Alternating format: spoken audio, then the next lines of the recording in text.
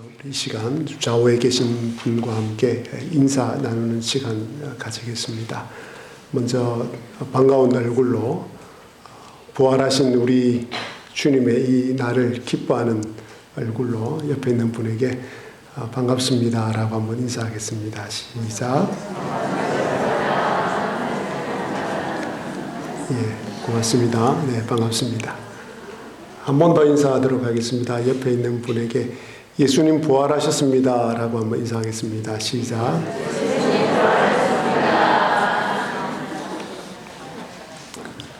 하나만 더 할까요?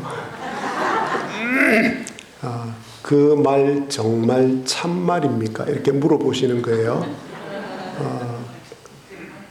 잘 못하시면 안 되는데 그 말 정말 참말입니까? 시작. 그 말 정말 참말입니다. 이 좀 할 줄 아는 분은 딱 그 질문을 듣고 나더니 아멘 이렇게 하는데 예, 감사합니다. 오늘 부활주일입니다. 예수님께서 주시는 부활의 소망과 기쁨이 여러분 개인과 가정과 또 생업과 우리 교회 위에 가득 넘치게 되기를 주님의 이름으로 기원합니다. 아멘.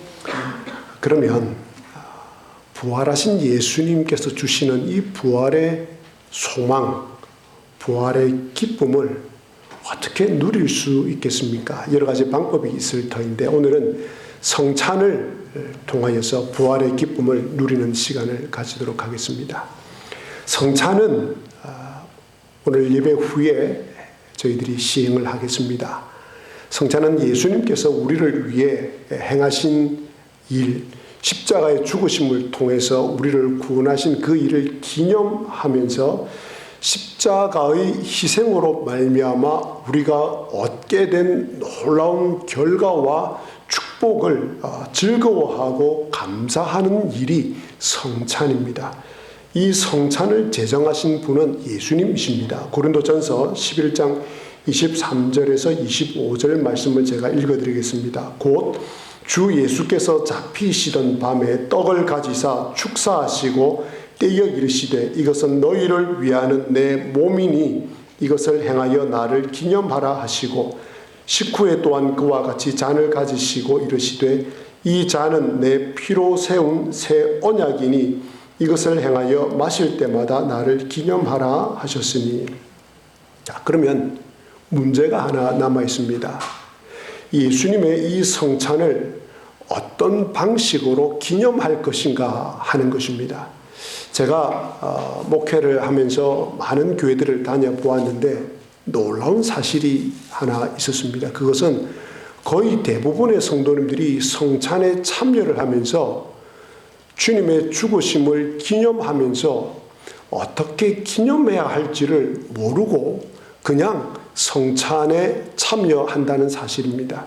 평생 동안 그냥 성찬에 참여하고 있더라는 사실입니다. 우리가 성찬에 대하여서 어떻게 주님의 죽으심을 기념할 것인가를 올바로 알아야지 성찬이 주는 놀라운 축복과 은혜를 경험할 수 있습니다. 자, 그래서 성찬을 기념하라고 했습니다. 어떻게 기념하는가에 대해서 제가 몇 가지 방법을 소개를 해드리겠습니다. 첫 번째는 화채설입니다. 이 화채설은 천주교에서 주장하는 해석입니다. 이 성찬상에 지금 앞에 보시는 이 성찬상에 빵과 포도주가 올라와 있습니다. 화채설은 이 빵과 포도주를 우리가 먹을 때에 이 빵과 포도주가 실제로 주님의 살과 주님의 피로 변하고 바뀐다는 것입니다.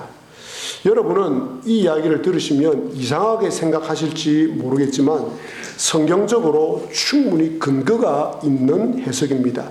오늘 읽으신 마태복음 26장 26절을 보시면 예수님께서 떡을 주시면서 이것은 내 몸이니라 라고 말씀을 하셨고 28절에는 이것이 곧 나의 피라고 말씀을 하셨기 때문입니다. 그런데 이 교리를 칼빈과 종교 개혁자들이 다 반대를 했습니다. 그래서 칼케톤 공의회에서 이것이 이 화채설이 이단의 한 형태라고 규정을 했습니다. 왜냐하면 실제로 이 빵과 포도주가 우리 몸 안으로 들어갈 때 예수님의 살과 피로 바뀌지 않기 때문입니다. 만약에 그것이 그렇게 된다면 전 세계의 성도들이 성찬식을 할 때 예수님의 몸과 예수님의 피가, 살과 피가 다 찢겨져야지 몸속으로 들어가게 되는데 그것은 불가능하기 때문에 그렇습니다. 그리고 이 교리로 인해서 빵과 포도주가 주님의 살과 피로 바뀐다는 이것 때문에 이 빵과 포도주가 무상 숭배까지 이르게 됩니다. 감히 이것을 손을 못 대는 것입니다. 그리고 심지어 죽기 전에 이 화채설을 따른 성찬을 하게 되면 주님의 몸과 주님의 피가 내 안으로 들어옴으로 인하여서 바로 천국에 갈 수 있다라고 가르쳤습니다. 이것은 성경이 말하는 바와 전혀 맞지 않고 위배되는 것이므로 화채설은 주님을 기념하는 이 방법이 될 수가 없습니다. 둘째 설은 상징설입니다. 스위스 종교 개혁가인 쯔빙글리에서 나온 해석인데 빵과 포도주는 예수님의 살과 피가 아니라 살과 피를 의미한다라는 것입니다. 그래서 예수님께서 제자들에게 하신 말씀을 이것은 내 몸이니라가 아니고 이것은 내 몸을 의미한다라고 해석을 했습니다.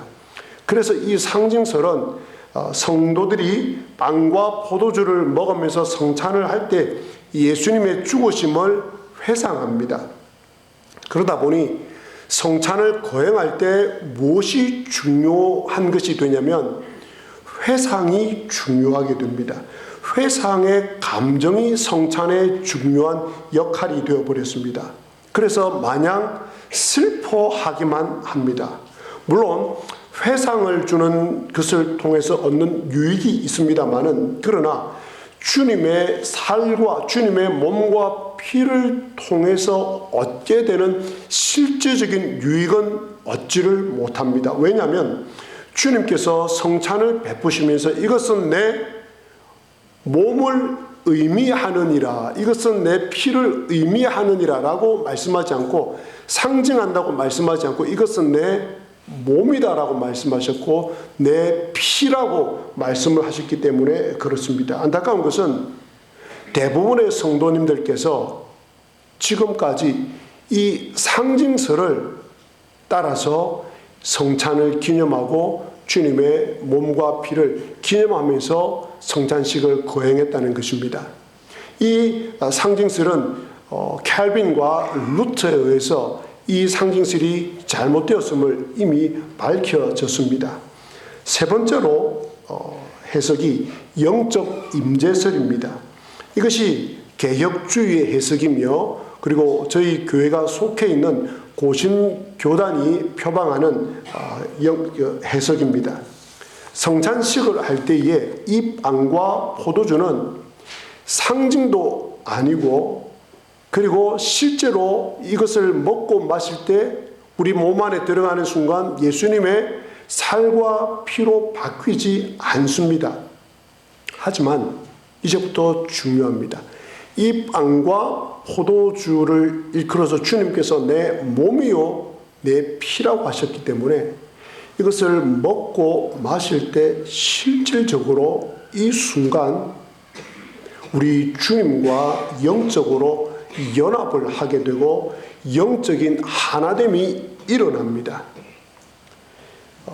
이것은 내 피이라고 하셨고 내 몸이라고 하셨기 때문에 우리가 성찬에 참여하여서 오늘 빵과 포도주를 마시는 순간 우리의 영혼이 예수님의 임재 속으로 들어가는 것입니다. 그래서 나와 주님이 실질적으로 영적으로 하나가 되는 것입니다. 한 몸이 되는 것입니다.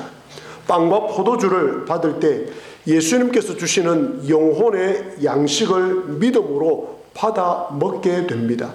실질적인 영적인 교제가 일어나는 것입니다. 내 영혼이 이 성찬식을 통하여서 다시 강건해지고 부유해지면서 내 몸과 마음이 새롭게 되는 시간이 바로 이 성찬식입니다. 그러므로 이 성찬이 그토록 중요한 것입니다. 놀라운 일이 일어나는 순간이기 때문에 그렇습니다. 그런데 이것은 신비입니다. 설명을 아무리 한다고 해도 이것을 경험할 수가 없습니다. 실제로 여러분들께서 성찬에 참여함으로 예수님께서 말씀하신 이 빵과 포도주를 마시면서 이것이 영적으로 내 몸 안으로 들어가면서 주님과 영적으로 하나가 되고 연합이 되는 놀라운 현상, 놀라운 사실이 실질적으로 일어나는 것이 성찬입니다. 그러면 어떻게 이것이 가능하겠습니까? 이것이 가능한 이유는 단 하나밖에 없습니다. 이 빵과 포도주를 마시면서 어떻게 예수님과 연합이 되고 하나가 되고 그분께서 내 안에 연합이 되심으로 말미암아 그분께서 주시는 놀라운 능력과 새롭게 됨이 내 안에서 일어날 수 있는가? 그것은 단 하나의 이유밖에 없습니다. 예수 그리스도께서 부활하셨기 때문에 그렇습니다.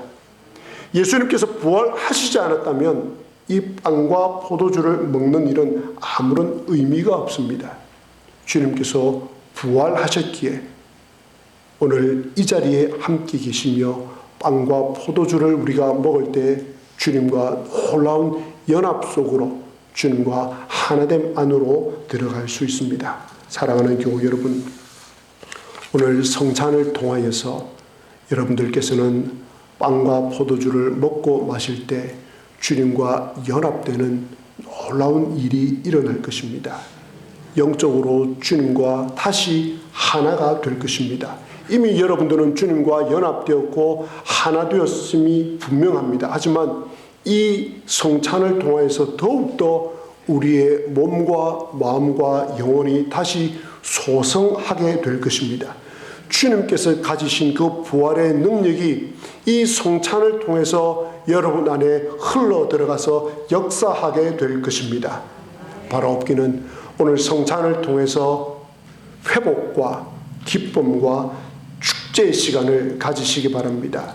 십자가의 죽으심을 통해 나의 모든 죄가 용서받았고 그 부활하심이 이제는 나에게 이루어진 것에 대해서 감사하고 찬양하는 시간을 가지시기 바랍니다. 성찬의 실제적인 은혜가 오늘 이 시간 예배 후에 베풀어지는 성찬을 통해서 여러분 교인과 우리 공동체 위에 가득 임하게 되기를 주님의 이름으로 간절히 기원합니다. 아멘.